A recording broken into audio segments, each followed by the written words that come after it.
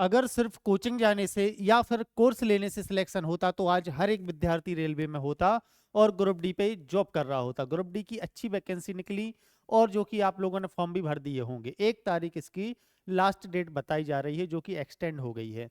आप लोगों ने सबको पता होगा कि फॉर्म भरते समय आप लोगों ने सावधानी बरती होगी और अब बारी है इस पेपर को क्वालिफाई करने की। तो सर ये पेपर क्वालिफाई कैसे होगा? क्या किसी आपका या किसी टीचर का बैच लेने से क्वालिफाई होगा या फिर सही स्ट्रेटजी से क्वालिफाई होगा? कितना टाइम है? अभी पर्याप्त टाइम है या नहीं? सिलेबस कितना है? सिलेबस में कौन कौन से बिंदु जो आप लोगों को कभी करवाए ही नहीं जाते किसी कोचिंग में? आपको 3 महीने का कोर्स आरआरबी ग्रुप डी की संपूर्ण तैयारी मात्र 200 रुपए में। इस तरह की एडवर्टाइज देख के आप लोग कोर्स तो ले लेते हैं सर, लेकिन आप बताओ 3 महीने में कैसे मुमकिन है? कोई भी टीचर 3 महीने में अगर आप लोगों को ग्रुप डी की संपूर्ण तैयारी करवा सकता, पूरी टीम उनकी अगर कंप्लीट तैयारी करवा पाती तो वो सब लोगों को सिलेक्शन दे देती। तो ये होती है कोचिंग की स्ट्रेटजी, आपको लोभ देने की कि 2 महीने में 45 लेक्चर पढ़ लो मिले और आपका सिलेक्शन हो जाएगा। इस टाइप के कई आप लोगों को लुभावने ऑफर मिलते होंगे और उन ऑफर में फंस के बच्चे अपना पैसा और अपना समय खराब कर देते हैं और सही तरीके से तैयारी नहीं कर पाते। सही स्ट्रेटजी क्या होती है इस वीडियो में हम लोग चर्चा करेंगे। बिल्कुल एक एक चीज पे चर्चा करेंगे, है ना? क्या सेल्फ स्टडी करके भी पूरा सिलेबस कवर किया जाता है? आप लोगों को सबसे पहले तो 90% विद्यार्थी एक ही चीज में गलती करते हैं कि उन्हें सिलेबस की सही जानकारी नहीं होती और वह कोचिंग संस्थानों में या किसी लुभावनी ऑफर में आकर वो कोर्स लेके अपना पूरा समय दूसरों के भरोसे देकर पूरा समय खराब कर लेते हैं और पैसा खराब कर लेते हैं। दोस्तों ये बहुमूल्य समय है आपके लिए। अगर 5-6 महीने आपने एक अच्छी स्ट्रेटजी पे काम करके पूरा सिलेबस कवर कर लिया ना तो आपका सिलेक्शन पक्का है ना? हजारों की भीड़ होती है, लाखों करोड़ों, इस बार तो 1 करोड़ से ज्यादा फॉर्म भरे जाएंगे ग्रुप डी में। ये सभी सिलेक्शन नहीं ले पाते। सिलेक्शन कौन लेता है? जिसकी रणनीति सही होती है ना? आप लोगों ने देखा होगा बहुत सी भीड़ एमपी ऑनलाइन की दुकान पे आज भी लगी है, भैया मेरा फॉर्म भर दीजिए। उन्हें पता ही नहीं है आना क्या है, उन्हें सिलेबस पता नहीं है, उन्हें उनके अंदर के टॉपिक पता नहीं है कि आना क्या है, लेकिन फॉर्म भरना है। तो वो भीड़ अलग कर दो आप, है ना? उनमें से 1% लोग जो सीरियस है पढ़ाई के लिए उनसे कंपटीशन है आपका। उन 1% में से भी 0.01% जो एक सही रणनीति के साथ तैयारी करते हैं, वही रणनीति मैं आप लोगों को बताने वाला हूं। और इसी रणनीति को आप फॉलो करोगे तो बहुत बढ़िया तरीके से आप लोग जल्दी से सिलेक्शन ले लोगे। ये बहुत कम समय में मैं वीडियो बनाने वाला हूं, वीडियो में लास्ट तक जुड़े रहें। सबसे पहले तो स्क्रीन पे मैं आप लोगों को दिखा देता हूं कि 32,438 पोस्ट हैं, ये बढ़ भी सकती है अभी, है ना? उसके अलावा ये जॉन वाइस आप लोगों को मैं समय खराब बिल्कुल नहीं करूंगा। ये जॉन वाइस क्या है, आपकी वैकेंसीज हैं, आपने सब देखा होगा, ये नोटिफिकेशन भी देख लिया होगा। इसकी एग्जाम फॉर्म भरने की तिथि 23/1 थी और जो कि बढ़ के लास्ट डेट आप लोगों को एग्जाम फॉर्म भरने की 1/3/2025 1 मार्च हो गई है और पेमेंट करने की तिथि 3 मार्च हो गई है और करेक्शन करने की तिथि आप लोगों को 4 से 13 तक का समय मिला है ना मार्च में। ये ऑफिशियल नोटिफिकेशन है जिसमें करेक्शन किया गया है, ये सब रेलवे से लिया गया है, ऑफिशियल है। 18 से 36 वर्ष की आयु तक आप लोग फॉर्म भर सकते हैं इसका, है ना? वैसे 33 वर्ष रहता है, 3 वर्ष कोरोना के कारण। उसके अलावा ओबीसी SC ST के लिए, ओबीसी के लिए 3 साल, SC ST के लिए 5 साल और रिलैक्सेशन इसके अलावा भी है। क्लियर है सबके लिए? आप लोग देख पा रहे होंगे स्क्रीन पे। हम चर्चा करते हैं सिलेबस पे। तो आप लोगों को सबसे पहले पता होना चाहिए सर 4 स्टेप में हमारा फाइनल सिलेक्शन होगा। 4 स्टेप, इन्हीं 4 स्टेप से आप लोगों को निकलना पड़ेगा। पहला होता है कंप्यूटर बेस्ड टेस्ट, दूसरा होता है फिजिकल, तीसरा डॉक्यूमेंट्स वेरिफिकेशन, फिर मेडिकल। इन 4 फेज से निकल के आप लोगों को फाइनल सिलेक्शन मिलता है। सबसे जरूरी होता है पहला, पहला कौन सा? रिटन टेस्ट या कंप्यूटर बेस्ड टेस्ट। इसमें आप लोगों को 100 प्रश्न आते हैं और 100 ही प्रश्न आप लोगों को 90 मिनट के अंदर बनाने होते हैं। वो 100 प्रश्न कहाँ से आते हैं सर? क्या सिलेबस है इसका? हर एक चीज पे आप बताइए और मुझे बताइए मुझे कितने दिन में ये चीजें कवर हो जाएंगी, किस तरीके से पढ़ना चाहिए। संपूर्ण तैयारी पर चर्चा करने में आप लोगों के लिए आया हूं। तो सबसे पहला टेस्ट आपका जो कंप्यूटर बेस्ड टेस्ट होगा ये हो जाएगा, है ना? दूसरा फिजिकल, तीसरा डॉक्यूमेंट्स वेरिफिकेशन और चौथा मेडिकल। सबसे इंपॉर्टेंट ये हो जाता है क्योंकि यही निकालना तो कठिन है सर। फिजिकल में ग्रुप डी का इतना कठिन नहीं है कि आप फिजिकल में फेल हो, है ना। डॉक्यूमेंट्स वेरिफिकेशन, आप 10th पास है ना, अगर आपने ओबीसी से भरा है तो आपका कास्ट सर्टिफिकेट अगर है ना तो कोई नहीं रोक सकता, है ना। बस ध्यान रखना सेंट्रल का कास्ट सर्टिफिकेट और बनवा लीजिएगा आप लोग सेंट्रल का, तो और दिक्कत नहीं आएगी। मेडिकल, मेडिकल में आप लोग फिट बैठ जाएंगे मेरी हिसाब से, है ना। ग्रुप डी में ज्यादा हार्ड नहीं रहता कुछ भी। सबसे पहले चर्चा करते हैं सर जो 100 नंबर का पेपर होगा उसमें क्या क्या आएगा। सबसे पहले तो जनरल साइंस 10th लेवल की बेसिक, फिजिक्स केमिस्ट्री बायो, इनके टॉपिक पे भी चर्चा करेंगे। 25 प्रश्न आएंगे, 25 नंबर के होंगे। मैथमेटिक्स के 25 क्वेश्चन 25 नंबर, ठीक है, 50 नंबर कवर कर दिया। Reasoning 30 question 30 number. और जागरूकता मतलब सामान्य GK GS general awareness general knowledge या सब कुछ कह सकते हो आप बोलोगे सर 20 नंबर के 20 क्वेश्चन आएंगे, 20 नंबर के, ऐसे टोटल 100 क्वेश्चन आएंगे और 100 ही नंबर का पेपर होगा। 90 मिनट का आप लोगों को समय मिलेगा, एक क्वेश्चन के लिए 1 मिनट से कम का समय। पास वही करेगा जिसकी मैथ्स रीजनिंग में स्पीड अच्छी होगी। पास इसको बोर्डिंग करेगा जिस पे सब बनता है, जिस पे पूरी मैथ्स बनती है बेसिक से। इसको पास वही करेगा जिसकी मैथ्स रीजनिंग में स्पीड अच्छी होगी, समय बचाएगा, जिसको सही तरीका पता होगा क्वेश्चन को सॉल्व करने का। जीके जीएस में आप किसी से फाइट नहीं कर सकते, मतलब कर सकते हो, बेसिक है सब, एक लिमिट तक पढ़ोगे।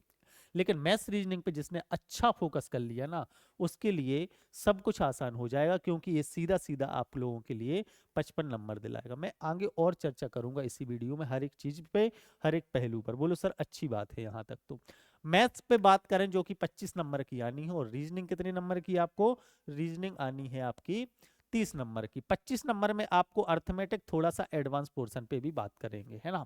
सबसे पहले तो आप लोगों को नंबर सिस्टम, डेसिमल, फ्रैक्शन जो क्या होती है सब नंबर सिस्टम के अंदर आ जाती है, डेसिमल, फ्रैक्शन, स्क्वायर, क्यूब वगैरह, एलसीएम, एचसीएफ, और एवरेज भी इसके साथ ही लिख सकते हैं। रेशियो प्रोपोर्शनल, रेशियो प्रोपोर्शनल अगर यहाँ पर लिखा है अनुपात समानुपात तो इसके साथ साझेदारी भी आ जाता है, मतलब पार्टनरशिप। इसके अलावा एज बेस्ड क्वेश्चन बनते हैं, आयु संबंधी प्रश्न वो भी आ जाते हैं, और मिक्सचर एंड एलिगेशन अगर ये अलग से नहीं लिखे हैं तो वो सब इसमें समा जाते हैं। समझ पा रहे हो ना। अगर इसमें अनुपात समानुपात लिखा है तो इसके अंदर सब कुछ आ गया, समझ लो, है ना। पार्टनरशिप भी आ गया, और आयु संबंधी प्रश्न और मिक्सचर जो कि आप लोगों को इसमें आगे देखने नहीं मिले। आयु की गणना, आयु गणना जैसे है तो इसी के अंदर रेशियो बेस्ड क्वेश्चन में आ जाएगा। इसके अलावा बात करी जाए तो सर परसेंटेज, अगर आपको कहीं परसेंटेज लिखा है तो इसके अंदर सब कुछ आ जाता है, साधारण ब्याज, चक्रवृद्धि ब्याज, और प्रॉफिट लॉस, लाभ और हानि, सब कुछ आ जाएगा, है ना। ये आ गया लाभ और हानि, परसेंटेज, प्रॉफिट लॉस, साधारण ब्याज और चक्रवृद्धि ब्याज। और डिस्काउंट के भी क्वेश्चन बन सकते हैं लाभ और हानि के अंदर, तो डिस्काउंट मतलब बट्टा भी नहीं छोड़ के जाना है आप लोगों को, हो जाएगा। इसके बाद टाइम, स्पीड, डिस्टेंस है, ए स्क्वायर रूट इसके अंदर आ जाएगा नंबर सिस्टम के अंदर। आप लोग बोलोगे सर ज्योमेट, अभी टाइम, स्पीड, डिस्टेंस है तो इसमें ट्रेन संबंधी क्वेश्चन भी और नाव और धारा से संबंधित क्वेश्चन भी पूछे जाएंगे, चाल और दूरी से। Time and work, time and work में अगर आप लोगों से समय और कार्य है तो नल और टंकी भी इसी के अंदर आ जाएंगे। भिन्न हुआ, डेसिमल हुआ, ये सब मैंने किस में, बोर्ड मास हुआ, ये सब नंबर सिस्टम में या सिंप्लीफिकेशन में आ जाएंगे ये सारे टॉपिक। समझ पा रहे हो ना। मैं अच्छे से एक बार क्लियर करके बता देता हूँ, ये तो बेसिक चीजें हैं। आप लोग बोलोगे सर नंबर सिस्टम और डेसिमल, है ना, बोर्ड मास ए चला गया सब, और क्या चला गया सर, यहाँ से स्क्वायर रूट, कैलेंडर क्लॉक आप रीजनिंग में भी ले सकते हैं और मैथ्स में भी ले सकते हैं। अब एडवांस आयु की गणना आप इसके साथ, पाइप टंकी आ गया, पाइप टंकी को समय कार्य के साथ, प्रतिशत के साथ, सिंपल इंटरेस्ट, साधारण ब्याज, अलजेब्रा आप लोगों को पढ़ना है एक, और एक पढ़ना है ज्योमेट्री, ट्रिग्नोमेट्री, सब कुछ आ जाएगा। अगर ट्रिग्नोमेट्री लिखा है तो इसमें हाइट एंड डिस्टेंस भी आ गया भाइयों, हाइट एंड डिस्टेंस से भी क्वेश्चन बन सकते हैं। तो एक सिलेबस हम ब्रॉडली कवर करना है, क्योंकि अभी समय है आपके पास, तो अच्छे तरीके से हम लोग कवर कर लेंगे इसको, और आप लोगों को भी करना है। सबसे पहले इस टॉपिक को, सारे टॉपिक आपकी टेबल पे होने चाहिए, जहां भी आप पढ़ते हो सारे टॉपिक, हर एक टॉपिक के अगर आप लोग कम से कम, आपके टीचर जहां से भी आप पढ़ते हैं मैथ्स, तो 150 से 200 क्वेश्चन, 125 से 150 क्वेश्चन तो क्लास में हर तरीके के सोल्व हों। उसके अलावा 100 से 200 क्वेश्चन आप लोगों को खुद सोल्व करने हैं प्रीवियस ईयर पेपर, क्लियर है, तब जाके आपकी कंप्लीट तैयारी हो पाएगी। तो एक स्ट्रेटजी ऐसी भी बनानी है आप लोगों को, है ना। सेम रीजनिंग, रीजनिंग आप लोग हल्के में लेते हो, रीजनिंग को हल्के में नहीं लेना, नहीं बनेगी रीजनिंग। इतने मस्त पेपर आने लगे हैं आजकल ग्रुप डी में, इतने बढ़िया क्वेश्चन कि आप लोगों को रीजनिंग में भी टाइम लग जाता है। रीजनिंग के लिए क्या करना है सर, इस सारे एनालॉजी जैसे दिया है, coding decoding, series, blood relation, है ना, सिलोजिज्म, और इसके बाद डायरेक्शन, दिशा और दूरी है, स्टेटमेंट और अजम्पशन मतलब बयान और अवधारणा, निष्कर्ष, कथन निष्कर्ष, रैंकिंग से संबंधित क्वेश्चन और वेन डायग्राम से क्वेश्चन, ये सारे क्वेश्चन आप लोगों को करने हैं। बोलो सर ये तो मुझ पे बन जाते हैं, बन जाते हैं, लेकिन फिर भी मैं आप लोगों को एक बार तरीके से आपको एक टीचर को फॉलो करके सब कुछ पढ़ना है, और उसके अलावा क्या करना है, टीचर से ज्यादा आप लोगों को खुद पे ध्यान दे के कम से कम 100 प्रश्न इनके प्रैक्टिस कर लो हर एक टॉपिक की, आपकी स्पीड बढ़ जाएगी दोस्तों, है ना। स्पीड बढ़ानी है मैथ्स रीजनिंग में, तो एक बार पूरे कंसेप्ट पता होना चाहिए, और सिर्फ कंसेप्ट, आपको लेटे लेटे वीडियो नहीं देखनी किसी भी टीचर की, आपको खुद पेन और पेपर चलाना पड़ेगा। मैथ्स में हर एक टॉपिक से 125, 150, 200 क्वेश्चन, और इसमें आप लोगों को कम से कम 100 और 125 क्वेश्चन, और आप और अच्छी तैयारी करते हैं तो मैं तो मैथ्स में बोलता हूँ 400 क्वेश्चन प्रैक्टिस करो प्रीवियस ईयर एक टॉपिक से, है ना। इस तरीके से मैथ्स रीजनिंग के नंबर आपके नहीं चूकेंगे। इसमें वो वर्बल रीजनिंग थी, नॉन वर्बल में आप लोगों को फिगर कंप्लीट करने वाले, आकृतियों से संबंधित क्वेश्चन बनते हैं, mirror image, water image, pattern, series in figure, सब कुछ, पेपर कटिंग, पेपर फोल्डिंग से संबंधित क्वेश्चन जो बनते हैं वो सब आप लोगों को कवर करने हैं। तो इन पे भी आप लोगों को, इस सब पे बन जाते हैं टॉपिक। अगर आपको जैसे रीजनिंग के 30 प्रश्न है और मैं आपको पेपर दे दूं, और मैं बोलूं आपके पास भाई बहुत टाइम है, आओ आराम से घर ले जाओ, नाश्ता करना और इसको सॉल्व करके ले आना, बिना चीटिंग करे आप 30 में से 30 नंबर ले आओगे, मुझे विश्वास है। लेकिन अगर मैं आपको मेरे सामने बैठा दूं और बोलूं 30 क्वेश्चन है और आपके पास 30 मिनट का समय है, अभी मेरे सामने करके दिखाओ, तो आप नहीं कर पाओगे उनको, 20 क्वेश्चन भी सही नहीं कर पाओगे, ये है। तो आप लोगों को क्या करना है, सबसे पहले अगर आपकी प्रैक्टिस अच्छी होगी तो 30 मिनट में और कम ही समय में 30 क्वेश्चन आपकी रीजनिंग के हो जाएंगे। तो रीजनिंग तो हो गई, आप लोगों को क्या करना है, पढ़ना है, प्रैक्टिस करना है। इसके अलावा आप लोगों को फिजिक्स के टॉपिक जैसे गति के नियम वगैरह, वर्क एनर्जी पावर मतलब कार्य ऊर्जा शक्ति, ऐसे ही विद्युत आ जाएगा, सरल यंत्र आ जाएगा, प्रकाश तरंग, ध्वनि तरंग, इसमें रिफ्लेक्शन, रिफ्रैक्शन वगैरह सब कुछ, उत्तल लेंस, अपतल लेंस, ये सारी चीजें कवर होंगी। स्थितिक विद्युतीय में आ जाएगा, चुंबकत्व और विद्युत चुंबकत्व मतलब मैग्नेटिज्म और इलेक्ट्रोमैग्नेटिज्म से भी क्वेश्चन बनेंगे। तो फिजिक्स का एक लिमिटेड सिलेबस है दोस्तों, ज्यादा घबराना नहीं है, 10th लेवल तक की आपको साइंस आती है, मैथ्स रीजनिंग सब कुछ मिला के, मैथ्स साइंस बायो। ऐसे ही आप लोगों को केमिस्ट्री के कुछ कवर करने हैं, उसके अलावा ऐसे ही आप लोगों को बायोलॉजी के सभी हमारे शरीर के तंत्र वगैरह, पोषण, रोग, उनसे बचाव, किस रोग, किसकी कमी से क्या रोग होते हैं, कोशिका से क्वेश्चन बनते हैं, कोशिका के विभिन्न पार्ट किसकी खोज किसने की, इससे संबंधित क्वेश्चन बनते हैं, सूक्ष्म। अब जीके जीएस वाला जो पोर्शन आता है, जनरल अवेयरनेस, इसमें आप लोग बहुत कुछ पढ़ते हो। आप पढ़ते हो क्या क्या, आप पढ़ते हो सर इसमें geography, physics, chemistry, geography, polity, history, economics, current affairs, static GK, इनमें सब कुछ आ जाएगा। देखो जैसे करंट अफेयर्स में आप लोगों को नेशनल और इंटरनेशनल इवेंट, राष्ट्रीय अंतर्राष्ट्रीय जो घटनाएं चल रही है ना, एक साल के अंदर की आप लोगों को पढ़नी है, और कभी कभी तो पेपर के 10 दिन 6 दिन पहले तक की आ जाती हैं, तो आप लोगों को अपडेट रहना है। पुरस्कार और सम्मान, खेल आयोजनों से संबंधित सवाल, कौन सा आयोजन, क्या पुरस्कार किसको मिले, किस खेल में क्या नियम रहते हैं, कितने खिलाड़ी होते हैं, इन संबंधित क्वेश्चन सब बनेंगे। सरकारी योजनाएं और नीतियां वर्तमान वाली, आर्थिक और वित्तीय समाचार, किताबें, उनके लेखक, ये भी इंपोर्टेंट है, महत्वपूर्ण राष्ट्रीय अंतरराष्ट्रीय दिवस। तो ये तो हो गया करंट अफेयर्स का टॉपिक, है ना।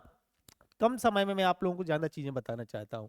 उसके अलावा बात किया जाए स्टैटिक जीके में, क्या आ जाएगा, भारतीय इतिहास, स्वतंत्रता संग्राम पूरा 1857 की क्रांति से लेकर आजादी तक का, प्राचीन, मध्यकालीन, आधुनिक भारत, सब कुछ हिस्ट्री में सब कुछ पढ़ना है। भारतीय संस्कृति कल्चर में, इसमें प्रसिद्ध स्मारक, नृत्य, संगीत, कला, त्योहार वगैरह, है ना। हाँ, जो राष्ट्रीय धरोहर धरोहर है उन सब के बारे में। इंडियन लिटरेचर मतलब भारतीय साहित्य, भाषाएं और कला। भूगोल पढ़ना है, भारतीय भूगोल पढ़ना है आप लोगों को, नदी, पर्वत, पठार, गंगा नदी, जो गंगा नदी तंत्र है ये सब, हिमालय, पूरा भारत का भौतिक विभाजन वगैरह सब कुछ आ जाता है इसमें, भूगोल में जो जो आप लोग पढ़ते हैं, है ना। ऐसी पॉलिटी है, पॉलिटी में आप लोग को हर एक आर्टिकल पता होना चाहिए हमारे भारतीय संविधान में लिखा हुआ। उसके अलावा इकोनॉमिक्स, तो यहाँ आप लोगों का सिलेबस कवर होता है ना। तो एक बार मैं आप लोगों को एक चीज बताना चाहता हूँ, एक चीज कंफर्म कर देना चाहता हूँ, सिलेक्शन उसी का होगा जिसकी मैथ्स और रीजनिंग पे कमांड अच्छी होती है। क्योंकि ये तो अथाय है, अथाय मतलब समझ रहे हो ना, अथाय है, इसको कब तक पढ़ोगे आप। लेकिन इसको पढ़ने की भी स्ट्रेटजी में बताऊंगा क्या पढ़ना है। जो जो टॉपिक है ना, इनको हर एक भी टॉपिक ऐसा नहीं होना चाहिए जिसको आपने छुआ ना हो, जिसके बारे में जानकारी ना हो। हर एक टॉपिक को पढ़ना है, डिटेल में पढ़ना है, बढ़िया तरीके से। अभी टाइम है तो आप इंपोर्टेंट उसके नोट्स भी बना सकते हो, प्रीवियस ईयर क्वेश्चन भी लगाना है, ऐसा आप लोगों को करना है। और इस 20 नंबर को आप लोगों को ऐसा तैयार करके चलना है कि सर 16 17 18 15 से ऊपर नंबर आए। मैथ्स रीजनिंग को आप लोगों को क्या करना है सर, मैथ्स रीजनिंग में आप लोगों को 100 आउट ऑफ 100 लाना है। मैथ्स में 30 में 25 में से 25 नंबर, मैं 24 लेके चलता हूं, अगर एक बाय चांस गलती हो जाए तो दुर्भाग्य से, नहीं तो 30 में से 30 नंबर इन पे काम करो आप। तो 25 और 30 55 में से 55 नंबर। साइंस जैसे आपकी 30 नंबर की आएगी, या साइंस आपकी 25 नंबर की आएगी, तो साइंस में भी आप लोगों को पूरे नंबर, या फिर मैं चाहता हूं कम से कम ये पूरा 80 नंबर का मैटर है, 75 पे समेटो आप। बाय चांस 5 क्वेश्चन गलत हो गए तो हो गए, वरना नहीं होने चाहिए, है ना। अब जीके जीएस में आप 15 में 20 में से 15 बना के तो आओगे आओगे ना। ऐसे आपको टारगेट लेने की चलना है 85 और 90 प्लस का, तब जाके आपका सिलेक्शन होगा। एक सही रणनीति के साथ आप लोगों को पढ़ना है। ढेर सारे ऑफर आएंगे आप लोगों के पास, ये बैच ज्वाइन कर लीजिए, ये बैच ज्वाइन कर लीजिए। आप लोगों को अपना टीचर एक चुनना है। टीचर कैसे चुनना है, एक सही तरीके से जो आप लोगों को पढ़ा सके। मैं आप लोगों के लिए मैथ्स और रीजनिंग पढ़ाता हूं, जैसे ऑफलाइन क्लासेस, मेरी क्लासेस ऑफलाइन और ऑनलाइन चलती हैं, और बहुत डिटेल में एसएससी लेवल की मैं पढ़ाता हूं, आप इसे भी ज्वाइन कर सकते हैं।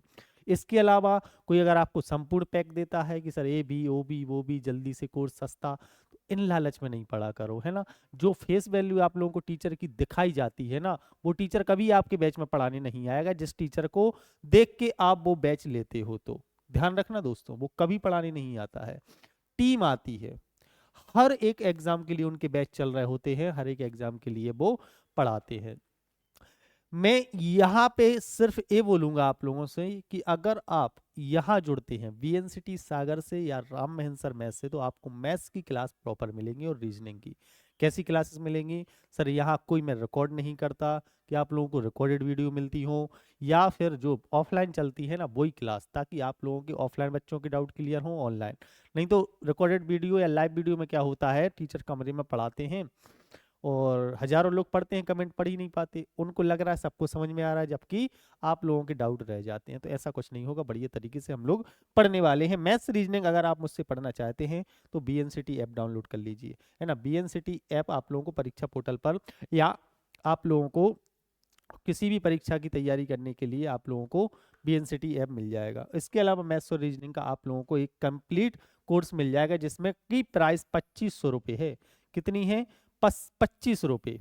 और इस पे 50% डिस्काउंट अभी चल रहा है। तो इस डिस्काउंट से जुड़ने के लिए मैथ्स और रीजनिंग की संपूर्ण तैयारी हो जाएगी। आप लोगों को कोर्स तो 200 रुपये, 250 रुपये, 500 रुपये में भी मिलेंगे, लेकिन जो पर्सनल अटेंशन होता है वो टीचर का आप लोगों को कभी नहीं मिलता। जिससे आप पढ़ते हो उसका नंबर आपको कभी नहीं मिलता।